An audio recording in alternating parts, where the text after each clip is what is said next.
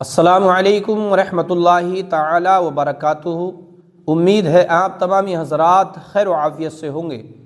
آج کی اس ویڈیو میں ہم ایک اہم مسئلے کو لے کر کے حاضر ہوئے ہیں۔ ہمارے ایک اسلامی بھائی نے سوال کیا ہے، اور وہ سوال یہ ہے کہ آج صبح جب ہم نماز فجر ادا کرنے کے لیے مسجد گئے تو ہم نے دیکھا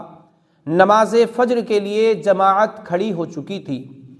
اب جب نماز فجر کے لیے جماعت کھڑی ہو چکی تھی تو ہم کنفیوز تھے کہ پہلے ہم اپنی سنتوں کو ادا کریں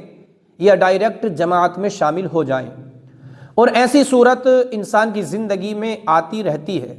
ایسے وقت سے کبھی کبھی نماز ملتی ہے، ایسے وقت سے ہم مسجد پہنچتے ہیں کہ جماعت کھڑی ہوئی ہوتی ہے۔ اب یہ مسئلہ نماز فجر کے لیے ہے۔ اگر ایسی سچویشن آپ کے سامنے ہے کہ نماز فجر کے لیے جماعت کھڑی ہو چکی ہے اور آپ مسجد آ رہے ہیں، تو بعض لوگ کنفیوز ہو جاتے ہیں کہ پہلے ہم اپنی سنتوں کو ادا کریں یا ڈائریکٹ جماعت میں شامل ہو جائیں۔ تو مسئلہ یہ ہے کہ اگر آپ کو اس چیز کا علم ہے، آپ یہ بات جانتے ہیں کہ میں سنتیں پڑھنے کے بعد بھی جماعت میں شامل ہو جاؤں گا، اگرچہ جماعت کا آپ کو آخری حصہ ہی کیوں نہ ملے، چاہے قاعدہ آخرہ ہی میں کیوں نہ شامل ہو، امام صاحب کے سلام پھیرنے سے پہلے اگر آپ کو اس چیز کا علم ہے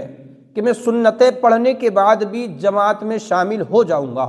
تو ایسی صورت میں آپ سب سے پہلے سنتیں پڑھیں، اور سنتیں پڑھنے کے بعد اب جماعت میں شامل ہو جائیں۔ اب دوسری صورت یہ ہے کہ اگر آپ کو اس چیز کا علم ہے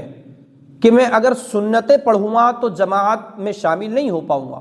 جماعت مجھ سے چھوٹ جائے گی، تو اب ایسی صورت میں اگر آپ کو اس چیز کا علم ہے کہ سنتیں پڑھنے سے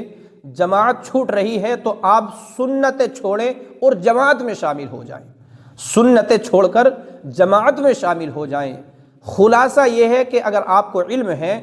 سنتیں پڑھنے کے بعد میں جماعت میں شامل ہو جاؤں گا، تو آپ پہلے سنتیں ادا کریں، اور آپ کو اگر اس چیز کا علم ہے کہ سنتیں پڑھوں گا تو میری جماعت ترک ہو جائے گی، جماعت چھوٹ جائے گی، تو آپ پہلے سنتیں چھوڑ دیجئے اور جماعت میں شامل ہو جائیے۔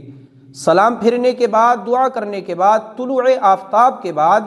آفتاب کے 20 منٹ کے بعد آپ اپنی سنتوں کو اب ادا کر لیجئے۔ امید ہے یہ مسئلہ آپ کی سمجھ میں آ گیا ہوگا۔ ویڈیو اچھی لگے تو آگے شیئر بھی کریں اور دوسروں تک پہنچائیں۔